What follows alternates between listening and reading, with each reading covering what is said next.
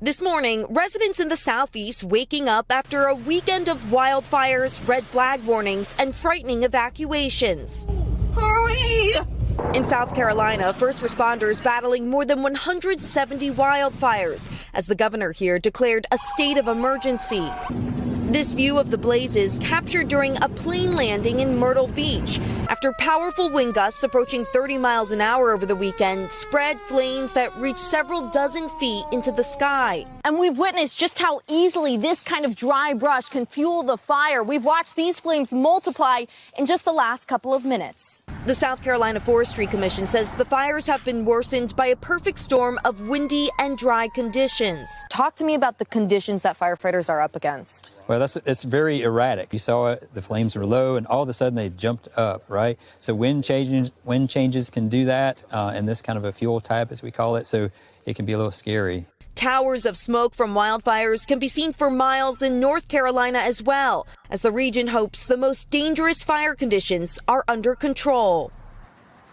And while firefighters will get some relief from those powerful wind gusts we saw over the weekend, there still is a burn ban in place across the entire state of South Carolina because of the wildfire risk. This region is short some 4 inches of its typical rainfall. Savannah? All right, Emily Aketa leading us off. Thank you. All right, let's bring in Al now. He is tracking the wildfire danger. He's also tracking the threat of severe storms this week. To Emily's point there, Al, sounds like the lack of rainfall really played a role here. Been a big problem. Good morning, guys, and good morning to you. As you look up and down the eastern seaboard, we have drought, not quite as bad here along the southeastern Atlantic coast, but still dry fuels as the winds, the vegetation, low humidity, and that continues that fire threat today. The wind's not quite so bad, but we're going to continue to watch that. Then out west, the storm system that's gathering, it's bringing winter weather advisories, storm watches, even some blizzard warnings through the Rockies.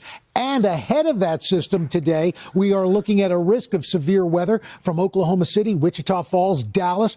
Wind gusts, tornadoes possible from Oklahoma City, Wichita Falls on into Dallas, damaging hail as well. Now, this system starts moving tomorrow, bringing snow from Oklahoma all the way to the UP of Michigan, a destructive line of storms stretching from Chicago all the way down to New Orleans. Look at this. We're looking at a risk, an enhanced risk of severe weather, damaging winds. The greatest threat, strong tornadoes from Little Rock, Lake Charles, New Orleans. But we've got a really hard risk as you make your way for EF2 tornadoes down through the south. And then Wednesday, this system reaches the east, bringing heavy rain, snow across the Great Lakes, but a risk of severe weather stretching from Charleston all the way up to just south of New York City.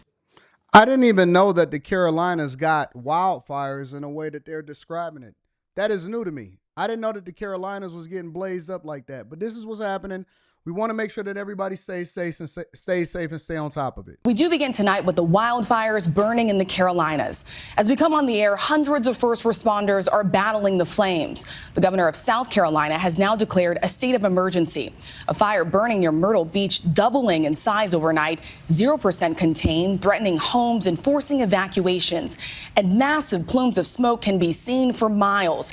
Fire teams taking to the skies, helicopters and planes helping to douse the flames. More than 30 agencies now involved. Officials say more than 100 fires were ignited this weekend alone.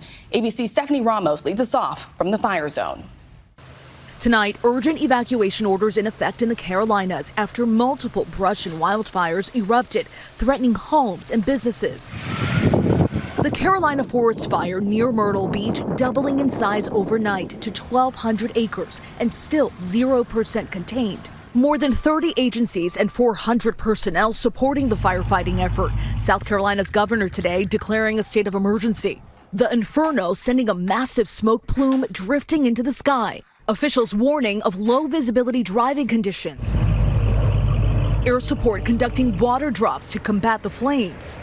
Carolina Forest resident Barbara Ginta telling us she first saw the flames Saturday afternoon, and then it got worse. So that wind is what started it, and start one fire and just kept going and going and going, just catching everywhere. Somebody in the chat said that it's obvious at this point that it's not natural. Somebody in the chat said that it's obvious at this point that it is not natural. What don't you think is natural about these fires? Do you guys believe and I hate to say this, and I hate to even have to pose this question, do you guys actually believe that what is happening over in the Carolinas is something that is man-made or is something that's a conspiracy? Some of the things that I was seeing online was people were saying that what is happening over in the Carolinas is a similar situation to what's going on over in Hawaii. And people think that 15-minute cities is the play here. People believe that 15-minute cities is the play. Now, what I found with people is that most of them, not all, but most people don't believe anything that is happening to be natural anymore. They don't believe that the weather patterns that we're experiencing is natural. They don't believe that what is going on overseas with war is natural. Everybody, every single person that you bring up anything with, if somebody says, if I'm out and about on the weekend and something happens over the weekend and, you know, whatever is going on that's popular at that particular time, and they say, Anton, what do you think? There is never going to be an acceptable, normal answer anymore. Everybody, and when I say everybody believes that there is something happening or there's always a conspiracy.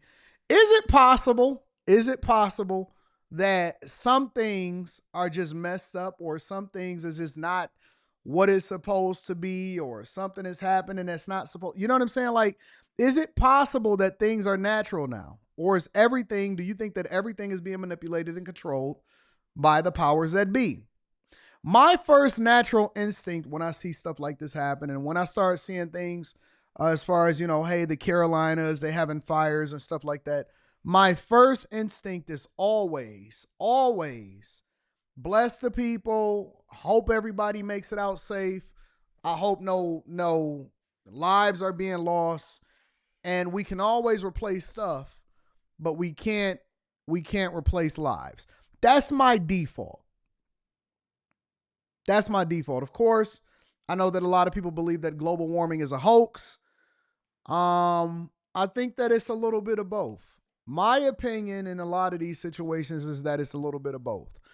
And if you're looking at everything from a business lens, you know that there's always, even in natural disasters, even in tragedy, even when there's a pandemic, even when something happens where somebody shoots up something, there's always money to be made. We don't even hear anything about what's happening over in California as far as the fires anymore, the rebuilding efforts and stuff like that. We don't hear nothing about what happened over in Hawaii. What happened to what was going on over in Hawaii? What happened what was going over in California? I know they had mudslides right after the California fire, and that was popping for like 2 weeks. And part of the reason that it was popping for like 2 weeks, because the news cycle is so fast. This is why, if you guys ever find yourself in a tragedy, and I'm going to read these super chats shortly. If you guys ever find yourself in a tragedy, let's say, for example, you're a content creator and something happens big and it's a big tragedy. All you got to do is be quiet for like 2 weeks. It's going to be another story that came up. And that's if you're good. If the story is massive, you got a 2-week span.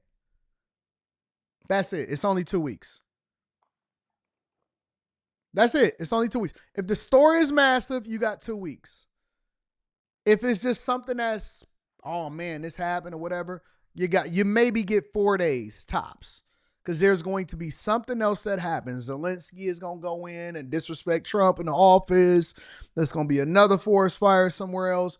Jasmine Crockett going to say Trump is the enemy of the state. We're going to get to that later on today. But it's always going to be a new story. Always. Remember, yeah, you said it, Luigi. Remember the Luigi guy that killed the United Healthcare CEO? And we woke up to that?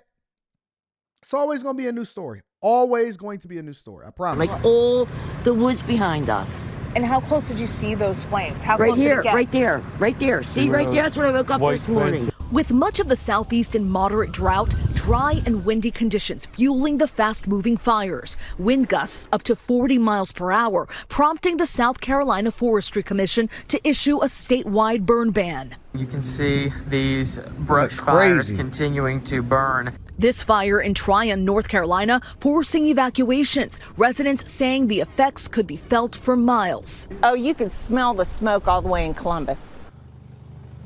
And there's still a lot of smoke here in this area here in Myrtle Beach as the fire continues to burn. Fire crews are spread out across this area. South Carolina. You know, that's where a lot of people like to have their winter and spring breaks at and stuff, right? Carolina officials say fortunately no one has been injured, and while structures have been damaged, none have been fully destroyed. Thankfully, the winds are expected to die down as we head into the week. Rachel. That will be. Yeah, man. Michigan is looking better and better every day for me, personally. I love Miami. You know, I just came back from Miami yesterday. I wanted to make sure that I was here inside of the studio. I love Miami. But the one thing that you can't say about Michigan, is that we don't really have these natural disasters like everybody else, and we're surrounded by Great Lakes. I seen a video yesterday of a guy that was basically saying, and prayers up to the people over there in Carolina. I hope that everything goes well for y'all and y'all recover from it. I seen a video yesterday from a guy that was in Chicago that was saying that he would never move to Michigan. He would never move. No, that's not what he said. He said that he likes Michigan. He doesn't like Detroit because he don't think that we're really making a comeback like we say we are. And then I seen a bunch of Detroit people in the comments, and to my surprise, they weren't tripping. They was like, you know what? We're cool with you thinking that. Just leave us alone and let us do our thing. The world is on fire. Wars everywhere. They don't even want you to come into their country with your passport no more. Canadians is upset because they about to become the 51st state of the United States of America. California, they face earthquakes, mudslides, you name it, droughts, all kind of stuff. Vegas, they running out of water. They don't know where their water is going to come from. Don't nobody want to invest in desalination. Florida, they regularly, just 4 months ago, we was talking about, oh my God, hurricanes. Everybody is about to drench everything. Tampa is about to be underwater. That was a phew. My brother called me the other day. Yesterday, he called me yesterday. No, it was the day before yesterday. And my oldest brother called me yesterday. He said, Anton, did you hear about the meteor? I said, what meteor? He said, it's a meteor that's supposed to hit towards the equator in 2032. What? He said, look it up. Let me see. I got to see it. I didn't look it up at the time. He did. He said it's a meteor. Have y'all heard anything about this?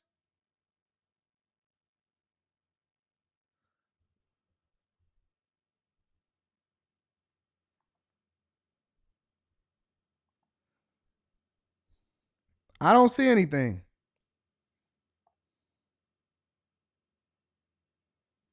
I guess it is a thing.